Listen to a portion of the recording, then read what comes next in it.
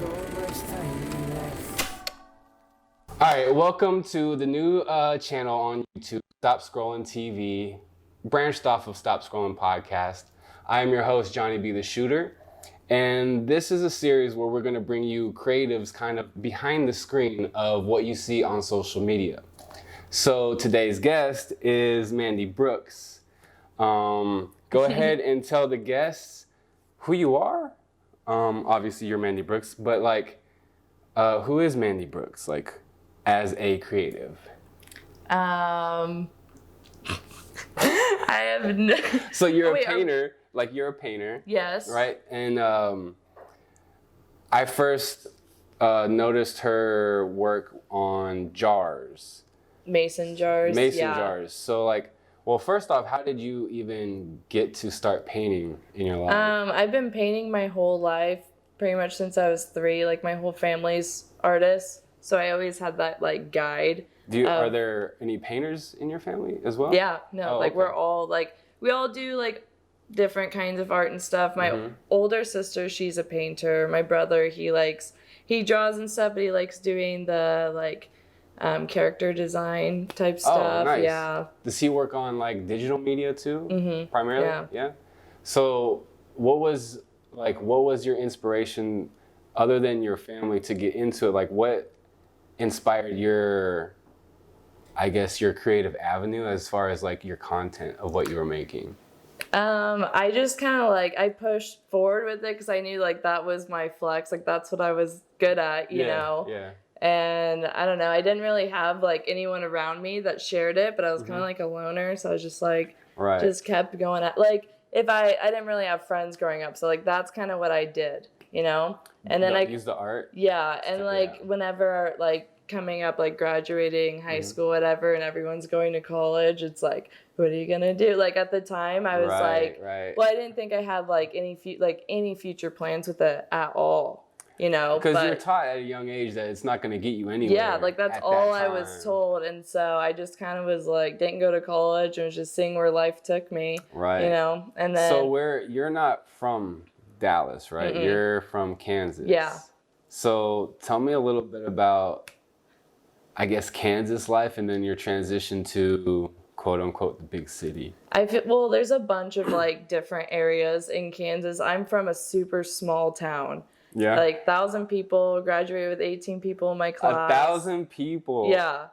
And family was in the Greyhound industry. That was our farm. Yeah. So, and then. Wait, Greyhounds the racing dogs, yeah. Oh, for real? The gambling and all that. Oh, wow. Did you have Greyhounds as pets growing up? No, not really as pets. I mean, as a kid, that's what I looked at it as. But we had when I was 10, the most we had was a little over 300 on the farm, dogs. Wow. Yeah. So what we had a bunch of cats and stuff. Is that why you're so into your Chance? My dog, yeah. He does not look like a greyhound. He's fluffy. But he's big. Aren't greyhounds fairly tall and stuff too? Yeah. Because my dogs are I see your stories and stuff, and Chance doesn't look too big in comparison when you don't have a person next to him. Yeah. But when I came here, I was holy shit, that's actually Great Pyrenees. Is it Great Pyrenees? Mm-hmm. Yeah. Okay. So that's why it makes sense. He's mixed so with something, and I've Because he's not as thick, right, as a Great Pyrenees, or. He just has really long legs. Yeah. And he's starting to get. Greyhound.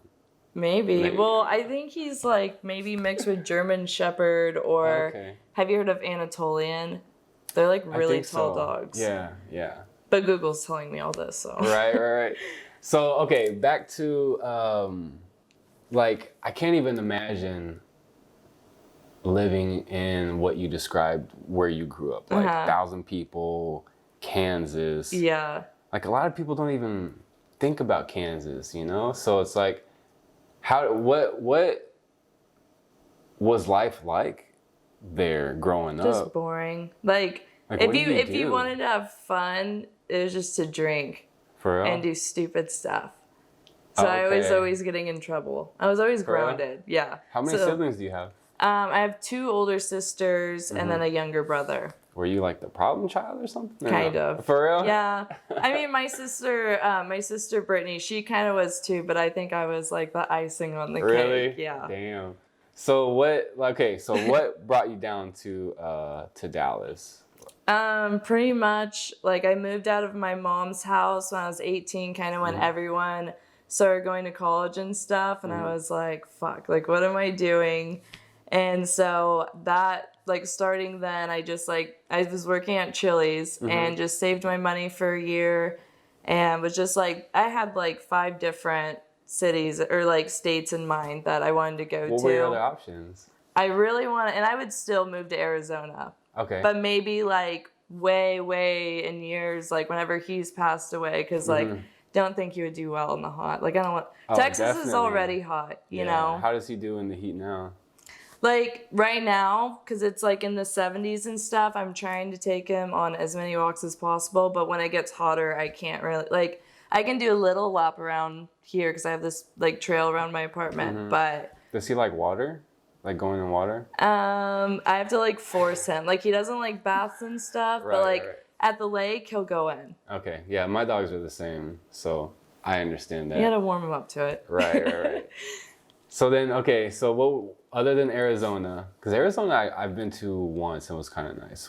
Yeah, I've only been there once, and it was like, I went to Scottsdale, and then I went to Sedona, and I fell in love with Sedona, just like nothing else. It's like right next to California too, so it's kind of got... Yeah, and I have some family in California Phoenix, too. Yeah, and it was like, but it was during monsoon season. But I remember just like, the difference between, I don't know if it's like this in Kansas, but like Texas, like the skyline is huge, right? Yeah. And then going out there, it's like, nah, you got a mountain. So it's not like you can see for hundreds of miles. It's like, okay, that's the end of it.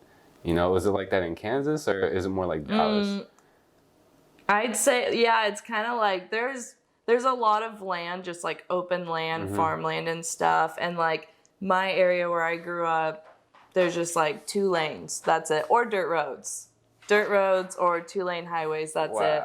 So it'll be like from every city is probably like 15 minutes apart. So it like through that drive is usually just all like land. And then you'll hit the they're all really small cities too. Like my city or my town doesn't even have a gas station. So I'd have to drive like 30 minutes to get gas, yeah. So it's almost like it's working against you to get gas because you have to pay to get gas, you have to drive to get gas. Yeah, like if you don't have good gas mileage, you are screwed. So what other Arizona, then which ones? Chicago or like St. Louis. That's a big change from Kansas in this area. Yeah.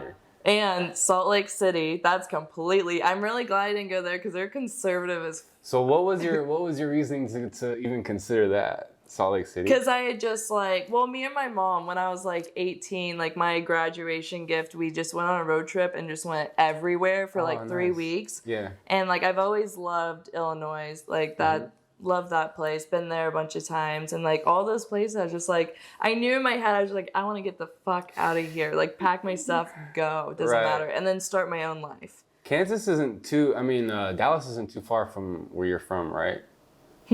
Dallas isn't too far from my hometown? Yeah. It's about like 6 hours, I'd say. 6 hours? Maybe 6.5. Okay. So it's like kind of going down the Corpus Christi. Yeah, it's like that. Okay. So do you like Dallas? Oh, I love it. Has it been good to you? Yeah, I'm kind of more, I don't know. Sometimes like I'm in Dallas more, but I appreciate Fort Worth's vibe more. Like the people and stuff. Like I don't like that Dallas is all like yeah, that's my dog. But I don't like that Dallas is like more money, like that's more on people's mind and stuff, and like Fort Worth's kind of more go with the flow. I don't know. Like I feel like Dallas is more driven, like fast, and Fort Worth is just kind of like let's just chill for a little bit, and just take it easy. Yeah, I don't know. But I live right in the middle, so I kind of best of both worlds. True. Like I'm more on the Dallas side, so I don't get to experience Fort Worth a lot. Yeah. So it feels foreign to me because I'm used to like Dallas or whatever. But yeah, Fort Worth is cool.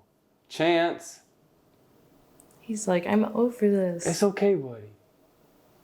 Is he delicate? Like we can bring him out if you're... We could. He would want to sit right here. That's cool. If you're okay with it. Yeah, that's exactly what he would do. Come on. He's like, open the door. All right, guys, we're going to be having a special guest here. Introducing Chance. Come here. Oh, come on, Chance. Come on, buddy. Perfect. Here's the big guy we were talking about. Come on. Buddy. Come sit down. Okay. So, Chance, do you want to tell us what it's like to have so much hair in Texas? He's like, I'm out. No? Okay. All right, so back to Mandy. So like I mentioned before, I started seeing you do Got dog hair in my face now. Yeah, it's probably gonna be in my beard. But like you started with jars from what I saw you do. So like take us through your painting transition or progression. Like, did you start with acrylics at first? Yeah, so that's kind of like what I've worked with my whole life. Like is acrylics. I used to, like, when I first started, I was drawing and stuff. Always did drawing, and then kind of like middle school started playing with, because my sister, she always had that stuff laying around, so I was like, and she does painting and all that stuff too, right? Yes, yeah. That's dope. So you're like, when I came in, you were showing me your skulls, right? Your skull painting. Yeah. So you're on to skull paintings right now. Yeah. So like, do you find yourself like sticking with one, I guess, theme before you move to the next, or do you just? I mean, usually I'm kind of all over the place, and that I'm like, I need to find something that like I enjoy, that I just stick to. Like, I want my Etsy shop to be this main thing, like thing. Yeah. And I don't know, I've always like, I like that skulls are like kind of grungy and stuff, but like I have like the little flower pot skulls and like the girly flowers. There's so many like, I guess, options that you can do with skulls, and like skulls have been around for, like, the artistic, use of skulls, I feel like has been around for a long time. So I don't really see it going out of fashion because it represents a lot of things. And like, you have a skull on your tattoo on your arm, so it's like it kind of fits that's what you're focused on, but like all your other stuff is still hella dope too, to where it's like you don't really have to focus on that. Yeah. So it's really nice to see that, a lot of people are recognized for one thing, and a lot of people, like the general public, doesn't realize like that's the one thing that they're noticed about, but that's not necessarily the only thing that they can do. Yeah. Because what else do you do other than painting? I mean, I've always liked doing portraits and stuff. And like, even in high school, like there's always like a Sharpie or something at a party. Yeah. People would be like, draw me right now. Or like on the pong tables, they'd be like, draw something. And I would like, I'd be drunk too. And just like, I would draw their face, and they'd be like, what the hell? I don't know. I just have like an eye for that, and like, always enjoyed it. It's kind of like, I like doing female portraits. I don't really do guys, but like, it's kind of like doing makeup and stuff, because I like makeup too. I actually watched a girl do her makeup on YouTube video last night for some reason. And I was just like, why am I watching this? But like, as a creative, as an artist, I was like watching her technique and like what she was doing. And I was like paying attention to her as she was doing it. I was like, whoa, she kind of like, it's not really just putting on makeup. It's like an art like that she does every day, and like, being a guy, you don't really notice that or understand that. It's like, that's why it's makeup artist, because you're actually using a brush, you're applying different techniques, you're applying different shades and colors and stuff like that. So not only do you do like paintings, but you do you're a makeup artist too, so that's pretty dope. That was like, when I did move to Texas, that was like the one thing I wanted to do so bad, was like makeup artist? Be a makeup artist. And I did like the whole YouTube thing, like had the camera, the big giant like ring light. And I was just like, people liked it too, but I just couldn't get my I think I was just too young. So I was like 19, and just like I was still so shy.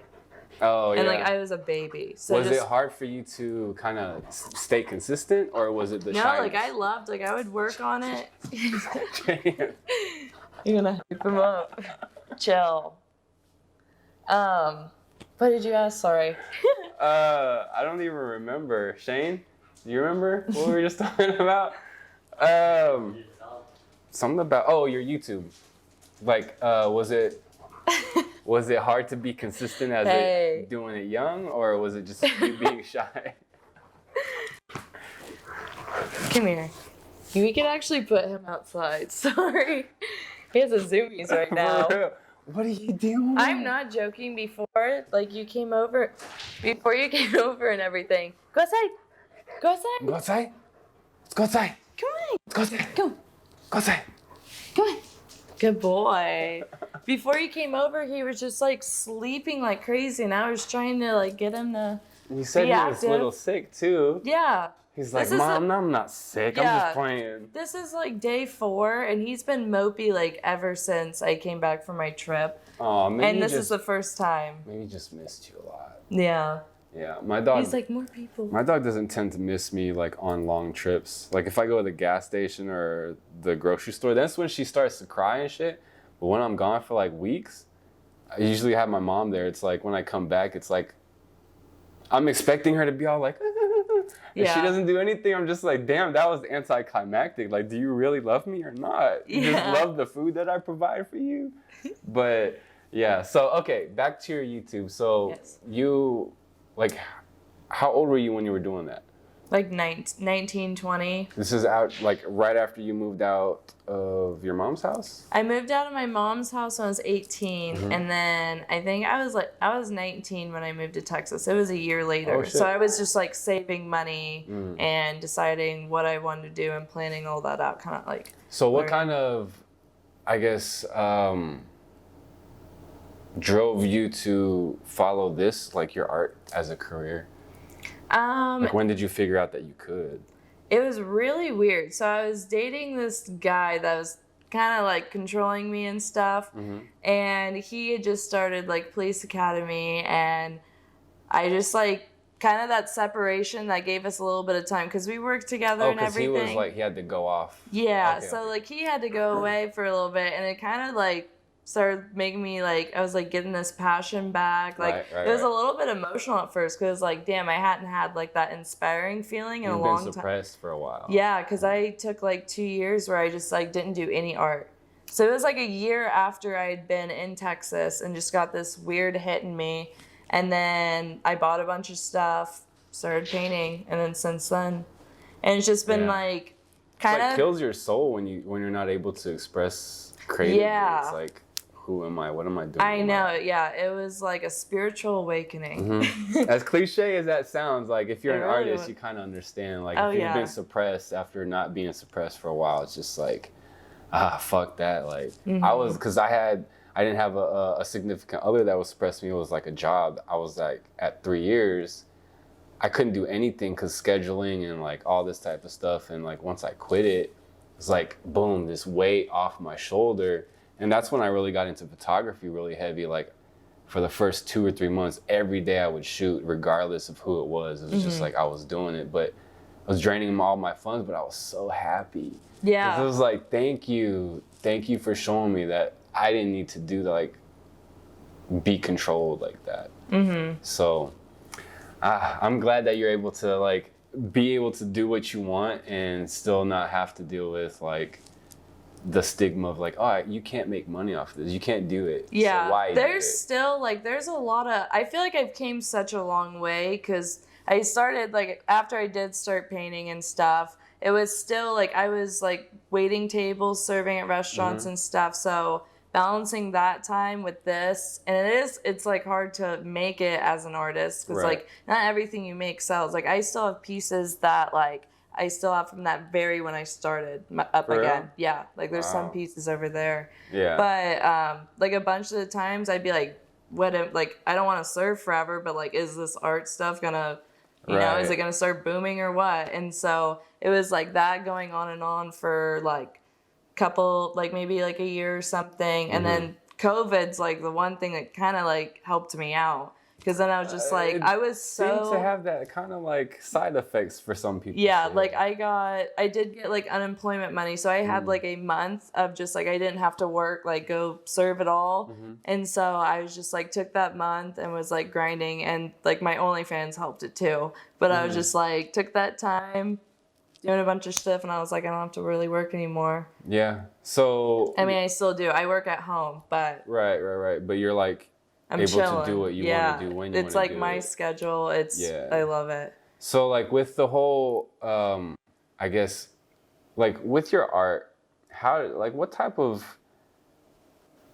art sells? Like, have you been able to figure out like what sells and like where, like how do you distinguish making art for yourself and making art for potential sales?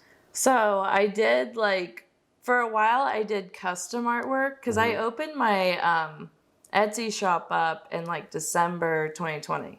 So not too long ago. So like for the longest time, I was just like doing custom work and doing like what everyone else wanted to do. Custom work is like anything that they want. Right? Yeah, like they would DM me on like Instagram or something, and we discuss like the size and what they wanted, and then give them the price. And like I did that for a really long time. Yeah. And then finally, I was just like, I want to do what I want to do. You know. Was that lucrative for you at least? Was lucrative me? Like, does it give you a lot of money? Was it? Successful? The customs did. Yeah, it did. But I was just kind of like. Had to make that, like, I hate painting for money. Right. Like that feeling. Like I want to paint. It becomes a job at that point to where it's not like, you're not really getting the artist anymore. I was stuck with that feeling for a long time. Like I have to like, I don't know, like put this on Instagram, post it, and so I will get sales. And now I'm just in that position where it's like I told you earlier, I have a wall over there and I want to fill the whole thing with skulls. And it's like, if it does sell, cool. Yeah. And it's like, I'm moving forward. But if it doesn't sell, I have a full wall of skulls. Right. Like, and then, like, I want to fill it. And then when you do get a sale, you know, like you have a whole wall of your product. And then if you do make a sale, you have an empty spot. Fill it again. Like, I know that doesn't sound like hustle, like not at all. But it's like, I do have like the OnlyFans thing that helps me. So I'm just trying to have like the most healthy relationship with it as I can, you know? I kind of think like that whole hustle mentality, hustle culture is kind of like push people away from like focusing on what really matters, which is like the happiness. Yeah. And if you want to make the whole wall full of skulls instead of like continually like making shit for other people, then I would say go ahead and do it. Because in the end, like money comes and goes. And there's always going to be a way to make money. But are you sacrificing yourself, your happiness, your health, your mental health in spite of that? Yeah. And I feel like it doesn't balance at all. So yeah, I'm happy that you found this. I want to do like painting and stuff. That's something I hope that I go really far with, and I'm doing it forever until like my hands can't move. And it's something you can do forever too. So I'm like, I just want to go into it in a healthy manner. So I'm not like crazy over money with it and all that. Like I know that can happen. Yeah. I did want to talk to you about like your OnlyFans a little bit. So when it first came out, did you know what it was, and did you jump on the bandwagon at that time, or like when OnlyFans came out? Like when did you consider going that route? Well, OnlyFans, I think it started in like 2016. Like it was. Oh shit! It's been around, but like... I didn't even know that. I thought it was just like recent. Okay. No, but I like because of the whole COVID thing, a lot of people like without like jobs, like going to a job, kind of hopped on it. That's why. Okay. Like being at home, so it's like that's kind of how it got popular and stuff, which is crazy. But is that when you jumped on? Yeah. Well, I think it started honestly getting kind of popular around like 2018 and up, and then just recently really up. But like you're right.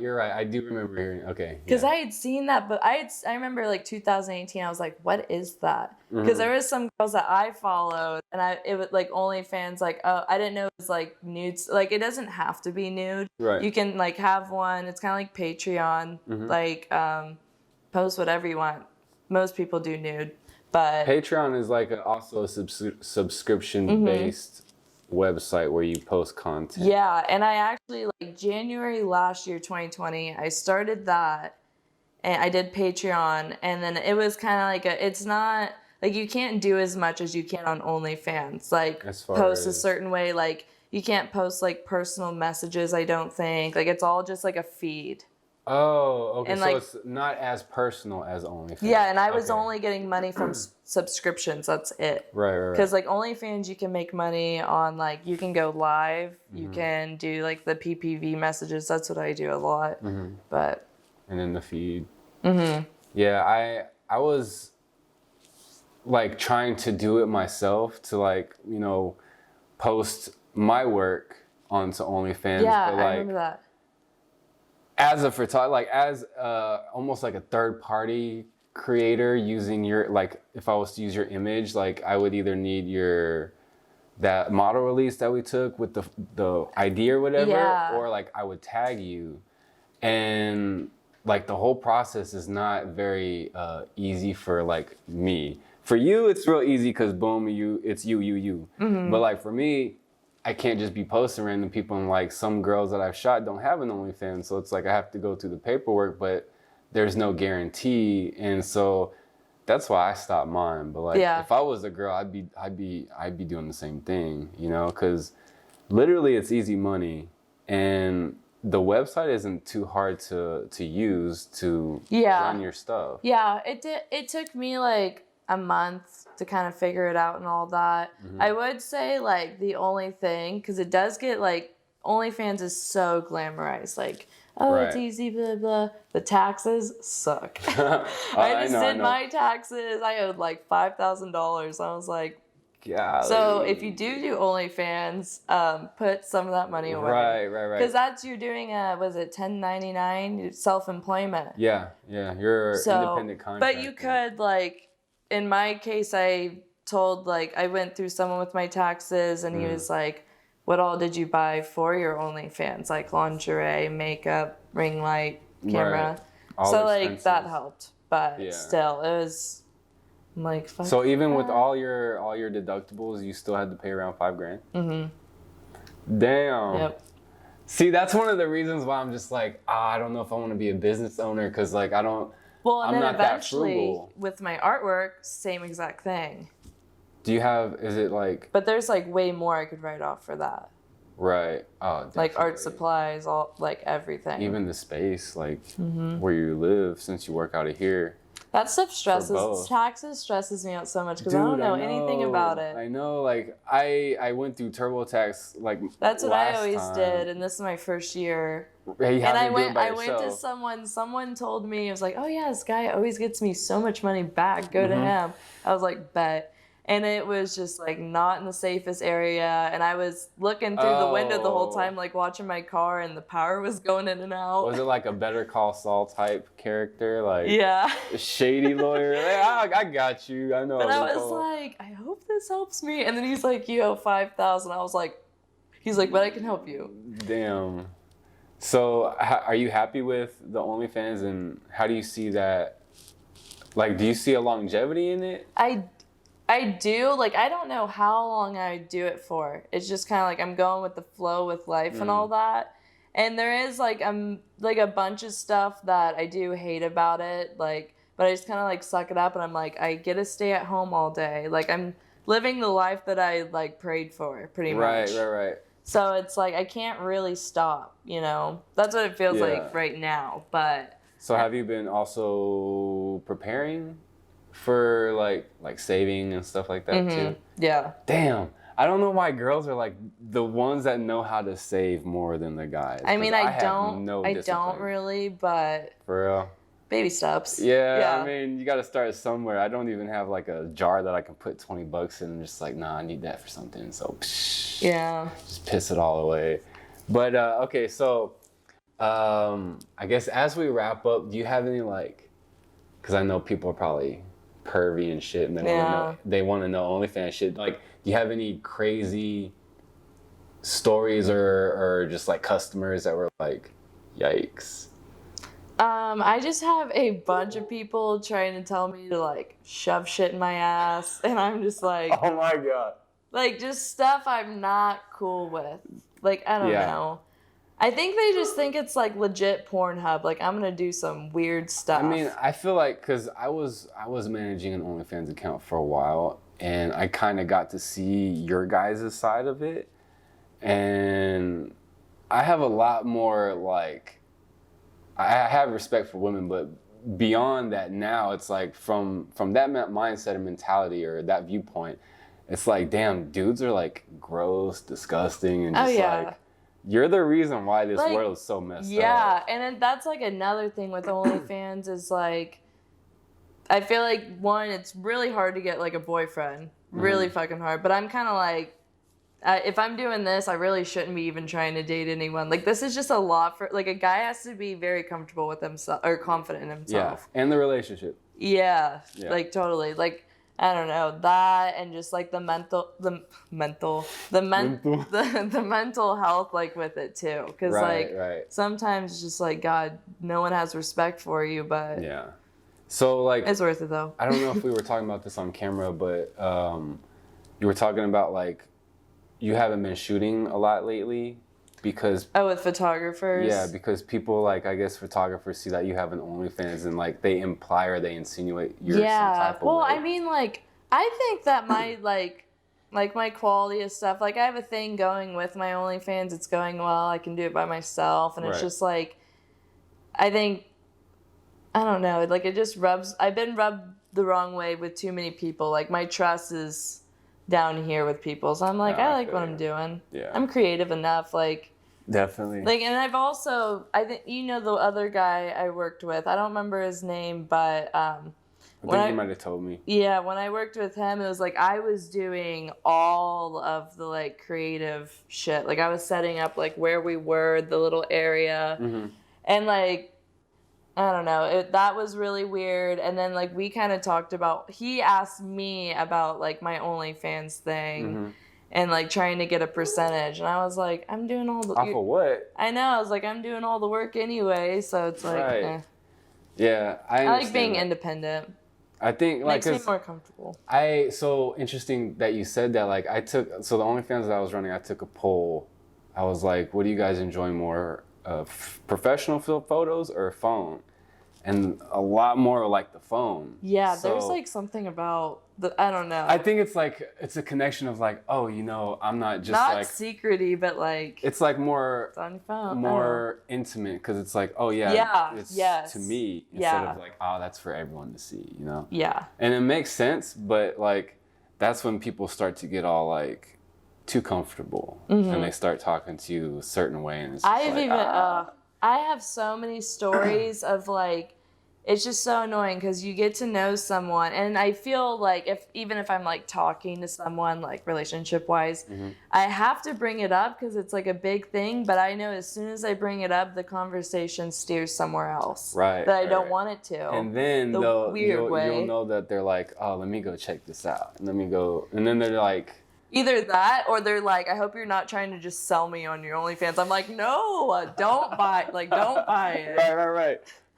Damn, so has dating kind of been difficult for you with that? Yeah, I'm like over it. I just I'm like, I think I just need to work on myself more. I mean, there's really like not for anyone, but just not for anybody else, but like just to focus on myself and my career. Like I really don't even have time for that in the first place anyways. Yeah. And I haven't like really found anyone I click with, because I like weird guys, like artsy guys that weird artsy guys that wear Vans. I'm good. And like weed. Right. So stoners. So like have you been so put off by like one of these dates that it's like you ended it right then and there? Or are you the type to just like suck it up and go through it? Yeah, I'm just like a yes woman. Like I can't say no to anybody. And I've put myself in like sticky ass situations, and like sometimes I do escape. But really? Yeah. But I like have to sneak out. Like I can't tell someone straight up like I've never had anyone sneak out on me. What is that even? Like, do you snuck out in the middle? There was one time that I had like the date that I was on, I had him drive me to my next date. Because it was like in the car, I got like a gut feeling before he picked me up, and then it wasn't gonna. Yeah, and then like as we're driving to the place, just like back on Tinder, and I'm like, damn. I'm like, hey, what are you doing? And it's like 10 minutes away. It's like, hey, this guy's gonna drive. Like, and the other guy knew. I was like, I'm on a date right now, and it's just so bad. And he's like, wow, come drink with me, and that date was good. That's cool. But I was That's like, intense, though. I talked him into it. I was like, yeah, my girlfriend's bartending at this bar. She's about to get off, and I was like, I was like, she's gonna take me home. I have some clothes at her house. And So he just like, so okay. yeah, so he drove me to the next bar, dropped me off, and it was just the guy. I was like, what hey. what was the reasoning with that? Not like the. We were just not the same type of people at all. It was weird, and he had also like just got out of the military or something. Like 3 days before, was having like his grandma send him money to pay for the date. Mm-hmm. It was weird, and then like forcing me to take shots, and I was like, I don't want to. Yeah, not a shot. That's kind of obnoxious. Yeah, it was weird, but I don't know why he told me his grandma paid for the date. I was like. Because when the bill came, he was like, I'm still waiting on the Cash App or something, and I was like, why would you tell me that? Why wouldn't he get the money beforehand though? Like that that's too. What I don't understand. Yeah, it was so bad. Well, I was like in the bathroom taking Snapchats. I was like, someone help me. That's so embarrassing. Damn, I hope it never ever happens to me. Like I'm not a bitch at all, but like I know when the vibes are not right. I'm like, I need to leave. Right. I mean, I feel like some people kind of just like don't realize like your life is for you. So if you're not feeling it, you're wasting why my time. Stay? Yeah, it's just wasting time. But anyway, so I think that was a good interview. I think we did pretty good. This is my first interview. First interview with Mandy Brookes. So whatever camera you want to go to. Do you have anything that you want to say to your fans, to your followers? Anything you have coming up? Anything interesting? I'm doing a lot of skull paintings right now. Putting them on my Etsy shop. Okay, so what That's are like your, my new series thing. What can we expect to see if we look out for you? Like, obviously your paintings, your OnlyFans. Mm-hmm. Do you have any promotions or anything going on right now, or anything lined up? I usually do like sales throughout the month on my OnlyFans. Sometimes on my artwork. I usually like. Everything's kind of just broadcasted on my Instagram story. Right. So if you're following my Instagram, then you know everything. And where can we follow you on your Instagram? Mandy X Brookes. And where can we... I think that has all my links on there. Yeah? My like profile thing. Okay. But, okay, so if they don't go, where can we find your Etsy stuff? My Etsy, that is at Mandy Brookes Art. At Mandy Brookes Art? And then you have a lot of pieces up right now? Yeah, I have like 20 up right now. Okay. I just keep moving. This is like where I paint too, which is so funny. Yeah, this is the area. This is my TV's like right over here, and I just sit and then... We have some pieces back here. I don't know if you can see them, but we'll show you. Yep. But so we're, as we cut off this part of the interview, we're going to be taking you guys around a little tour of some of her artwork. So, yeah. So this is the part of the show where we're gonna show you pieces from the actual artist and have them describe a little bit of whatever I decide to ask. So go ahead, Mandy. Go ahead and describe this for us. Well, I went on this trip to Colorado and we went like hiking and stuff and took a bunch of pictures, and I just thought it'd be really cool, like that kind of style. I'd seen it on like Pinterest before, stuff like that. Yeah, so, with all the different colors? Yeah, like I took that style, used my own like picture and painted it. Yeah.